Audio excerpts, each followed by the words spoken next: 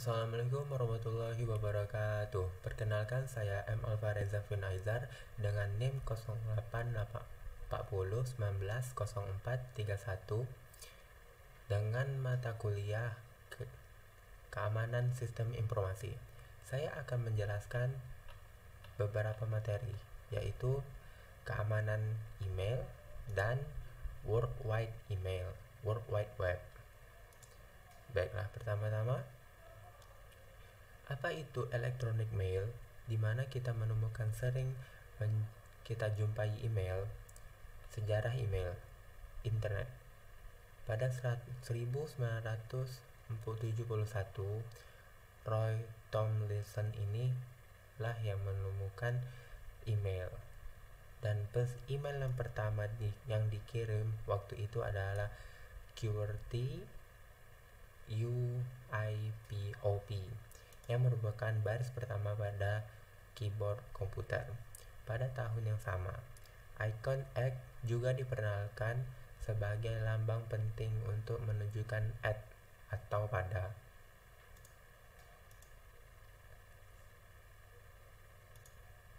Email.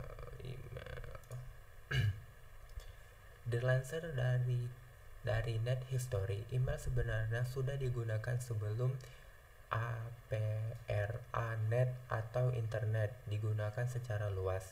Cara kerja email pertama sangatlah sederhana.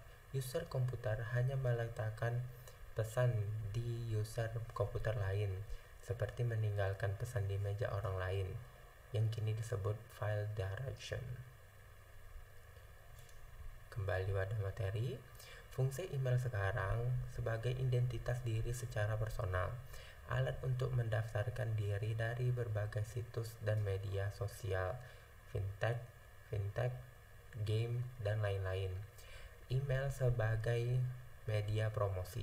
Email juga dapat menjadi media promosi untuk memasarkan produk-produk Anda ataupun periklanan yang dapat memudahkan kita dalam menjangkau masyarakat. Kenapa mempelajari security email? Setelah browsing, email adalah aplikasi yang paling sering dipergunakan.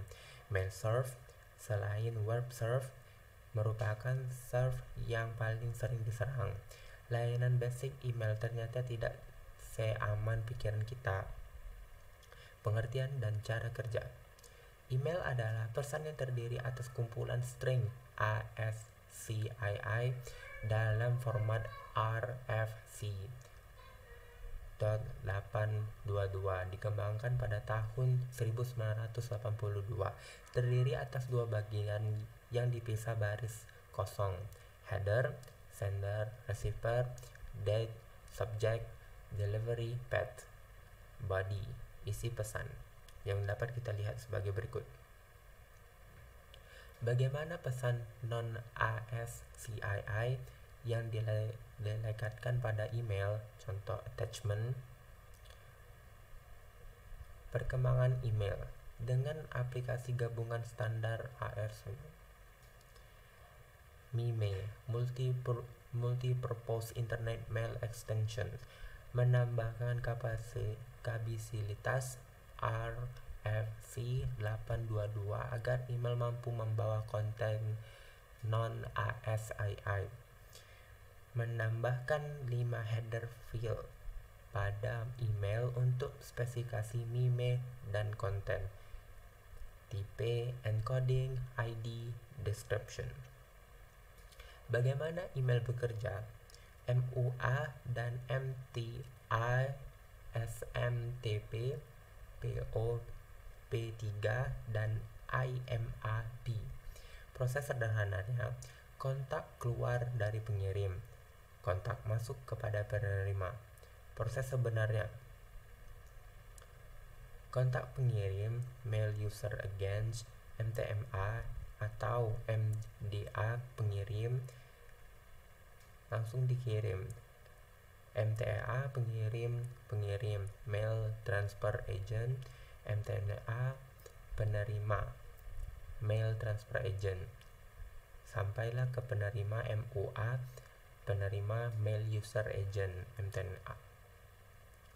MUA Mail User Agent adalah aplikasi yang digunakan untuk menyusun, mengirim, dan menerima email. Contohnya MUA misalnya adalah Yahoo, Gmail, Outlook, dan layanan email yang lainnya.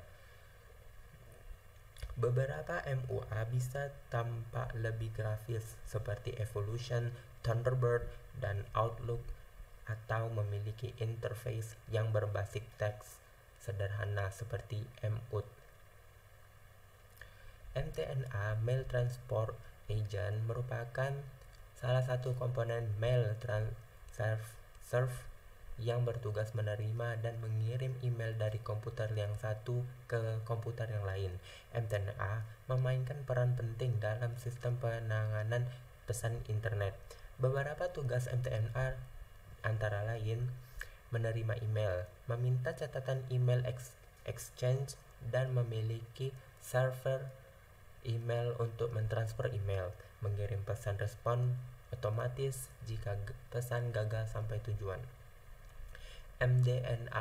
MDA Email Delivery Agent adalah sebuah software komputer yang bertanggung jawab mengantarkan email dari MTA server. MDA juga dikenal sebagai LDA atau Local Delivery Agent. Beberapa MDA dapat mengirim pesan MDA ketika mereka menambahkan pesan email baru pada file pesan pengguna lokal. Protokol mail serve digunakan untuk protokol. Terdapat dua kategori dalam serve email: protokol surat keluar SMTP dan protokol surat masuk IMAP dan POP3. Untuk mengetahui penjelasan lebih detail tentang kedua kategori tadi, Anda dapat melihat poin-poin di bawah seperti pada gambar berikut. 1. SMTP atau Simple Mail Transfer Protocol adalah protokol standar untuk transmisi atau pengiriman email. Protokol ini juga bertugas untuk melakukan komunikasi dengan server untuk mengirimkan email dari lokal mail ke server email. Dalam proses kerjanya, SMTP dikontrol oleh MTA yang ada pada email server Anda. POP3 atau Post Office Protocol adalah versi 3 dari metode penerimaan email. POP3 menerima dan menyimpan email untuk seseorang sampai mereka mengambilnya. POP3 adalah protokol server klien, tempat di mana email dikirim dari server menuju email lokal. POP3 bekerja dengan mengontakkan server email Anda, lalu mengunduh semua pesan baru dari email lokal. Setelah Anda mengunduhnya, mereka akan menghilang dari server. Jadi, jika Anda memutuskan untuk memeriksa email Anda dengan gadget yang berbeda, pesan yang sudah Anda unduh sebelumnya tidak akan ada lagi. Itulah mengapa ada baiknya untuk melakukan backup. POP3 cocok digunakan untuk Anda yang biasanya membuka email dengan hanya satu device. 3. IMAP atau Internet Message Access memungkinkan Anda dapat mengakses email Anda dimanapun Anda berada. Biasanya, diakses melalui internet. Ketika Anda membaca email menggunakan IMAP, Anda sebenarnya tidak mengunduh atau menyimpan ke komputer, tetapi membacanya melalui server. Untuk Anda yang sering berpergian dan sering menggunakan berbagai gadget untuk mengakses email, kami menyarankan untuk menggunakan server email berbasis IMAP. Ancaman dan pencegahan. Ancaman kejahatan email. Penggunaan email perusahaan pada umumnya bertujuan untuk memisahkan urusan pribadi dan urusan pekerjaan agar terlihat profesional dan terpercaya di hadapan mitra bisnis, untuk meningkatkan produktivitas perusahaan serta sebagai komunitas formal bisnis. Jenis penipuan yang memberikan tawaran melalui email kepada orang lain dengan menyamarkan pengirim dan mengirimkan sebuah virus disebut sebagai kolaborasi antara phishing dan malware propagation. Contoh ancaman pada email ada spamming. Spamming adalah Anda akan menerima pesan-pesan masuk yang sangat banyak ke dalam email Anda, entah dari siapapun. Dan scamming adalah seperti ada email yang masuk, yaitu menawarkan bisnis yang sebenarnya bisnis itu tidak ada. Dan ketiga adalah phishing. Phishing adalah kiriman email dari orang yang tidak dikenal. Dia akan meminta Anda untuk memasukkan ID dan paspor, entah itu ID dan paspornya bank kalian atau akun game kalian, dan web yang Anda tuju itu tuh sebenarnya palsu, adalah milik mereka. Jadi Anda tidak benar-benar masuk ke dalam situs yang Anda kira. Yang keempat adalah malware propagation. Dan yang kelima adalah spoofing. Spamming. Secara umumnya, spam berisikan konten-konten tentang promosi berbagai produk, barang, dan jasa. Biasanya yang banyak kita kenal sebagai spam adalah inbound spam atau spam yang masuk ke email kita. Kalau kita lihat flow-nya, spam itu dibagi menjadi inbound spam dan outbound spam. Inbound spam atau spam yang biasa kita kenal, ini adalah email sampah yang perlu difilter agar storage email kita tidak cepat penuh dan informasi penting yang tidak terlewatkan. Pencegahannya adalah dengan implementasi enterprise anti-spam dan virus pada mail server Anda dan melakukan Bayesian learning terhadap spam-spam yang baru. Outbound spam adalah kegiatan pengiriman spam yang dilakukan oleh mail server Anda. Mengirim spam ini dilakukan oleh account email yang telah mengalami security breach sehingga dapat diakses oleh peretas untuk mengirimkan spam menggunakan akun email tersebut. Kejadian inbound spam, outbound spam tidak mengenal waktu, dapat terjadi pada siang hari maupun malam hari. Kita dapat membayangkan pada tengah malam akun email kita tiba-tiba mengirimkan ribuan email, bahkan ratusan ribuan email per jam. Apakah akan yang terjadi? Server email akan sibuk melakukan pengiriman banyak email. Bahkan pada kondisi tersebut, email server akan mati secara tiba-tiba. Jika email server mati, komunikasi bisnis terganggu. Reputasi IP server menjadi buruk. Ketika reputasi IP server menjadi buruk, server email akan masuk ke dalam daftar blacklist sender, di mana banyaknya email server yang akan melakukan pengecekan ke database blacklist sender ini. Jika reputasi server buruk, maka email dari server akan ditolak. Cara pencegahannya adalah jika merespon email yang tidak dikenal, jangan merespon email yang tidak kenal. Membatasi publikasi email, membuat email sesuai kebutuhan, gunakan software anti-spam, aktivasi fitur anti-spam dan pada email, gunakan ad pada melampirkan email pada media sosial. Scamming. Email scam biasanya berisikan sebuah pesan yang sangat meyakinkan. Scamming ini mirip dengan SMS yang berisikan informasi pemenang undian. Mama minta pulsa, masih ingat kejadiannya kan? Dan sejenisnya. Informasi tersebut merupakan bentuk scamming yang dikirim melalui pesan SMS. Bentuk email scamming cukup bervariasi. Umumnya itu berisikan sesuatu yang menarik, baik itu menarik simpati, menarik perasaan bahagia, di mana jika kita mempercayainya, kita akan terjebak pada suatu mekanisme jebakan yang akan menggiring kita untuk melakukan pembayaran secara sukarela, seperti orang yang terhipnotis. Email scamming ini agak sulit untuk kita hindarkan. Setiap orang bisa saja menerimanya, apalagi pelaku scamming melakukan tindakannya secara tertarget pada individu tertentu. Untuk itu, kita perlu berhati-hati dalam mempercayai informasi dan tentunya melakukan konfirmasi beberapa kali kepada pihak-pihak terkait. Caranya self-efficiency. Phishing. Phishing jika diucapkan mirip dengan kata phishing atau kegiatan memancing. Faktor penentuan dalam keberhasilan memancing adalah umpan yang tepat sasaran, umpan yang benar-benar menarik, umpan yang benar-benar mirip dengan makanan alami sasaran dalam phishing email.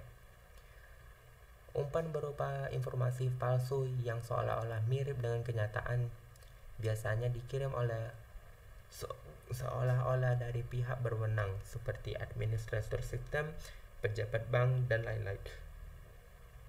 Informasi tersebut dapat berupa ajakan untuk melakukan pembaruan informasi akun yang ditargetkan. Biasanya konten informasi yang meyakinkan dan berisikan formulir pembaruan informasi. Contoh email phishing yang dapat dilihat pada gambar berikut. Biasanya dikirim melalui email dan bersertakan link. Klik here. Phishing. Ketika kita mengklik URL tersebut, maka kita akan diarahkan ke suatu situs yang meminta kredensial email kita. Apa yang terjadi jika kita berhasil terpancing? Jika akun yang ditargetkan adalah akun PayPal kita dapat mengalami kerugian finansial. Jika akun yang ditargetkan akun email kita akan terdapat penyalahgunaan account. Penyalahgunaan account salah satunya dipakai untuk pengiriman outbound spam. Untuk itu, kita perlu berhati-hati menerima informasi dan melakukan konfirmasi beberapa kali kepada pihak-pihak terkait. Jika Bapak dan Ibu menerima email scamming, kita perlu segera melaporkan kepada sistem administrator agar konten email spamming tersebut learning sebagai spam, sehingga di kemudian hari konten email tersebut tidak masuk lagi ke dalam inbox kita. Sistem administrator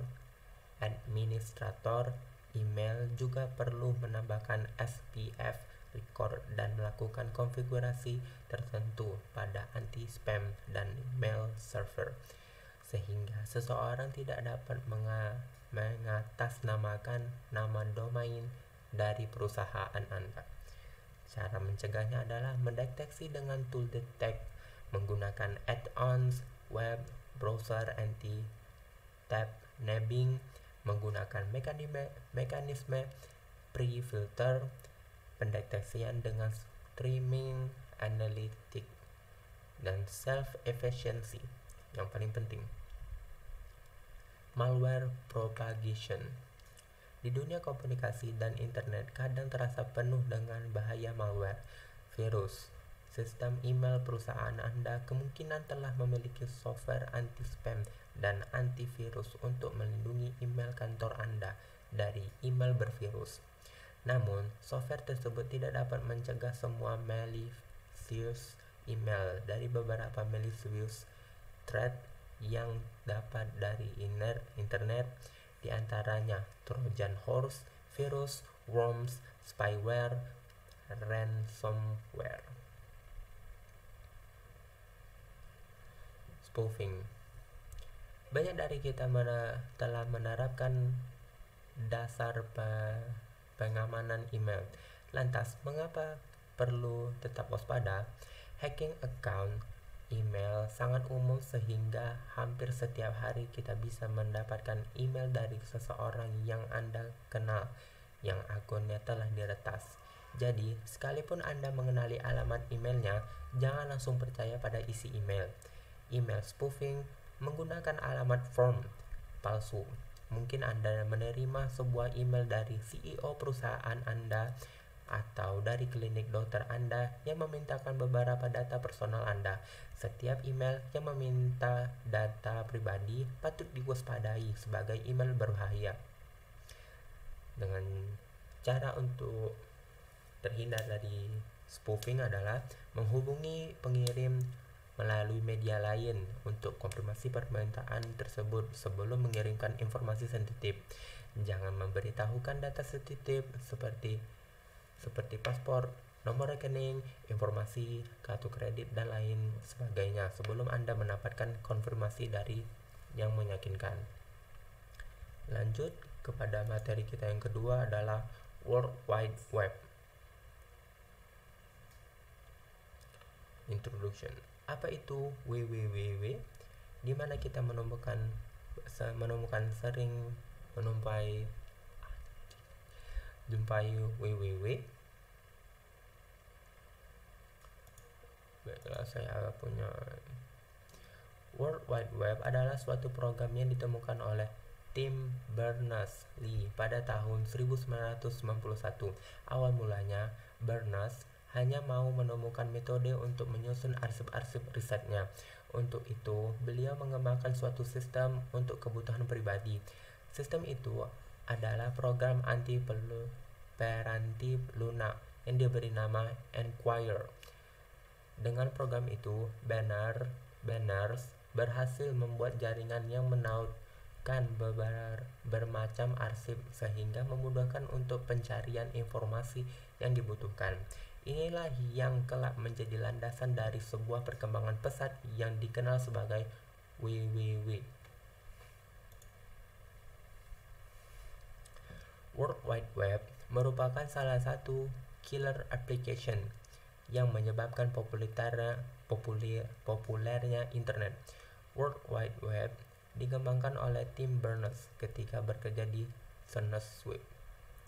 Kehebatan web adalah kemudahannya untuk mengakses informasi yang dihubungkan satu dengan lainnya melalui konsep hypertext. Informasi dapat tersebar di mana-mana di dunia dan terhubung melalui hyperlink. Informasi lebih lengkap tentang World Wide Web dapat diperoleh di link berikut. Pembaca atau paragraf sistem www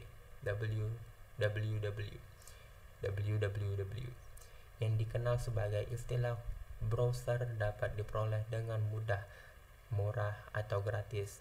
Contoh browser adalah Netscape, Internet Explorer, Opera, KFM, dan lain sebagainya. Kemudian penggunaan program browser inilah yang memicu populernya www. Sejarah dari browser ini dimulai dari browser di sistem komputer NXT yang kebetulan digunakan oleh Berners. Selain browser NXT itu, pada saat itu baru ada browser yang berbentuk teks seperti Line Mode.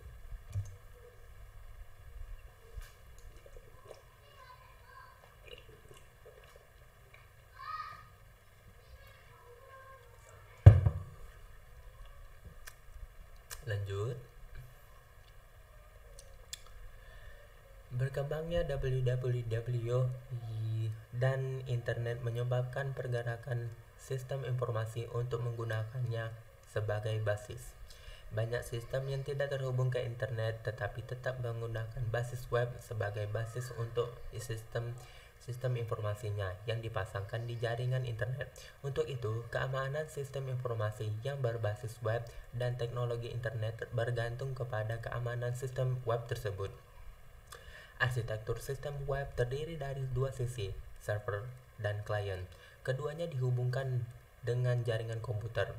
Selain menyajikan data-data dalam bentuk statis, dan sistem web dapat menyajikan data dalam bentuk dinamis dan menjalankan program.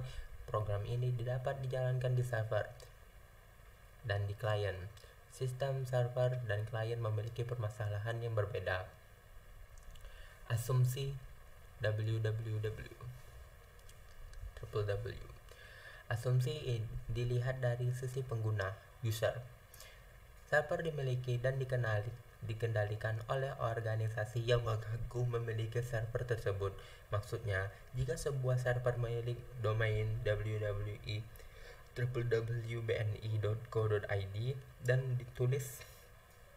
dan tulisan di layar menunjukkan bahwa situs itu merupakan milik Bank BNI, maka kita percaya bahwa server tersebut memang benar milik Bank BNI. Adanya domain yang dibajak merupakan anomali terhadap asumsi ini. Dokumen yang ditampilkan bebas dari virus, trojan host, dan itikat jahat lainnya. Bisa saja seseorang yang nakal memasang virus di webnya, tetapi ini merupakan anomali.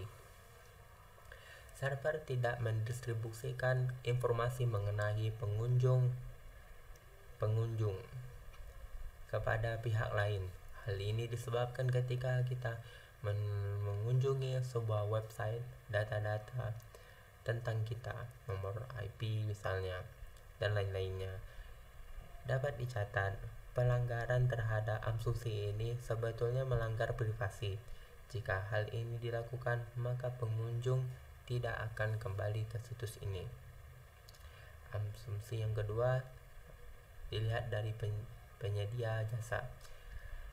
Pengguna tidak beretikat untuk merusakkan server atau mengubah isinya. Pengguna hanya mengakses dokumen-dokumen atau informasi yang diizinkan akses. Identitas pengguna benar. Banyak situs web yang membatasi akses kepada user-user tertentu.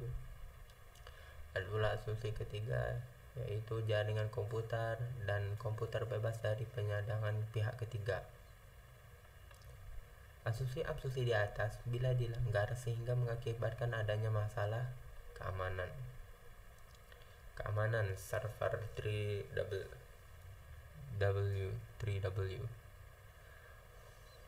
biasanya merupakan masalah dari seorang admin. Dengan memasang server www di sistem Anda, maka Anda membuka akses kepada orang luar. Apabila server Anda terhubung ke internet, memasang server www, Anda diarsipkan untuk publik. Maka Anda harus lebih berhati-hati sebab Anda membuka pintu akses ke seluruh dunia. Server www menyediakan fasilitas agar klien dari tempat lain dapat mengambil informasi dalam bentuk berkas file atau mengeksekusi perintah di server. Fasilitas pengambilan berkas dilakukan dengan perintah GET, sementara mekanisme untuk mengeksekusi perintah di server dapat dilakukan dengan CGI. Kedua jenis server ini memiliki potensi lubang keamanan yang berbeda. Adanya lubang keamanan di sistem www dapat dieksploitasi dalam bentuk yang beragam. Antara lain, informasi yang ditampilkan di server diubah, informasi yang semestinya dikonsumsi untuk kekalangan terbatas, informasi dapat disadap, server Anda diserang untuk server web yang berada di belakang firewall. Langkah pengamanan. 1. Membatasi akses melalui kontrol akses. Sebagai penyedia informasi, sering diinginkan pembatasan akses. Misalnya, diinginkan agar hanya orang-orang tertentu yang dapat mengakses berkas tertentu. Kedua, proteksi halaman dengan menggunakan password. Salah satu mekanisme mengatur akses adalah dengan menggunakan pasangan user ID dan password. Secure Socket Layer. Salah satu cara untuk meningkatkan keamanan www dengan menggunakan enkripsi pada komunikasi pada tingkat soket. 4. Mengetahui jenis server. Informasi tentang web server yang digunakan dapat dimanfaatkan oleh perusahaan yang melancarkan serangan sesuai dengan tipe server dan operasi sistem yang digunakan. Jadi, virus komputer itu apa? Bagaimana cara virus menyerang? Lagi kita bahas. Common Gateway Interface atau CGI digunakan untuk menghubungi sistem www dengan software lain di server web. Adanya CGI kemungkinan hubungan interaktif antara user dan server web. CGI seringkali digunakan sebagai mekanisme untuk mendapatkan informasi dari user melalui fill out form, mengakses database, atau menghasilkan halaman yang dinamis. Meskipun secara prinsip mekanisme CGI tidak memiliki lubang keamanan, program atau skrip yang dibuat sebagai CGI dapat memiliki lubang keamanan, baik secara sengaja dibuat lubang keamanannya ataupun tidak sengaja. Pasalnya, program CGI ini dapat dijalankan di server web sehingga menggunakan resource web server tersebut. Potensi lubang keamanan yang dapat terjadi di CGI. Seorang pemakai yang nakal dapat memasukkan skrip CGI sehingga dapat mengirimkan berkas paspor kepada pengunjung yang mengeksekusi CGI tersebut. Program CGI dipanggil berkali-kali sehingga server menjadi terbebani karena harus menjalankan beberapa program CGI yang menghabiskan memori dan CPU cycle dari web server. Program CGI yang salah konfigurasi sehingga memiliki otoritas seperti sistem administrator, sehingga ketika dijalankan dapat melakukan perintah apa saja. Untuk sistem Unix, ada saja administrator yang salah setting sehingga server web HTTPD dijalankan oleh root. CGI guestbook yang secara otomatis menambahkan informasi ke dalam halaman server, halaman web seringkali disalahgunakan oleh orang yang nakal dengan mengisikan link ke halaman pornografi atau diisi dengan sampah junk text sehingga memenuhi disk pemilik web. Teks informasi digunakan yang dikirimkan ke CGI diisi dengan karakter tertentu dengan tujuan untuk merusak sistem. Sebagaimana jika user memasukkan ABC dengan sejenisnya. Tujuan utama adalah untuk melakukan attack terhadap SQL server di server.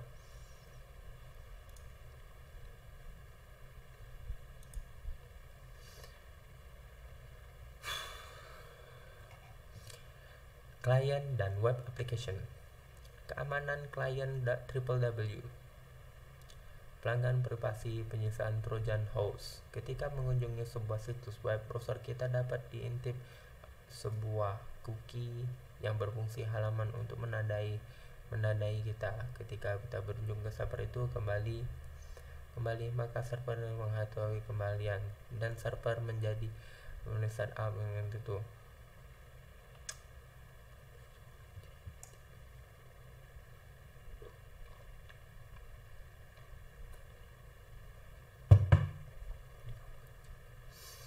Aplikasi web. Pada awalnya, aplikasi web dibangun hanya dengan menggunakan bahasa yang disebut HTML. Pada perkembangannya berikut, sejumlah skrip dan objek dikembangkan untuk memperluas kemampuan HTML.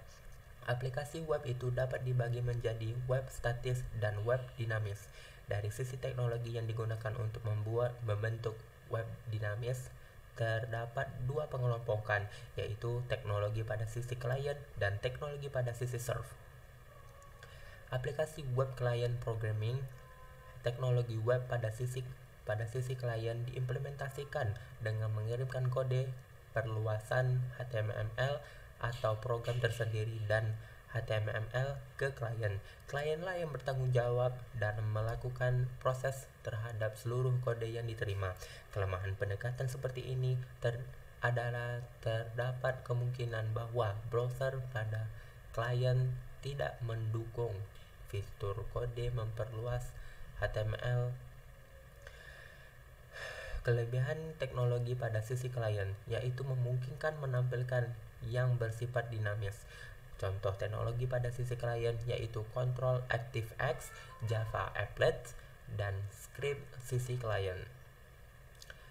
Pada web server side programming, teknologi web pada sisi server memungkinkan pemrosesan kode di dalam server sehingga kode yang sampai pada pemakaian berbeda dengan kode asli pada server. Contoh teknologi yang berjalan di server yaitu CGI, ASP, GSP, PHP, dan lain sebagainya. Keuntungan penggunaan teknologi pada sisi server adalah sebagai berikut. Yang pertama, mengurangi lalu lintas jaringan, mengurangi waktu pembuatan kode, mencegah masalah kemudian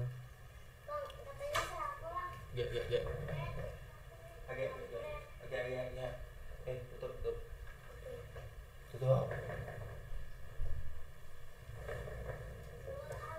Klien dapat berinteraksi dengan data, mencegah klien mengetahui rahasia kode. Sekian dari saya. Wassalamualaikum warahmatullahi wabarakatuh.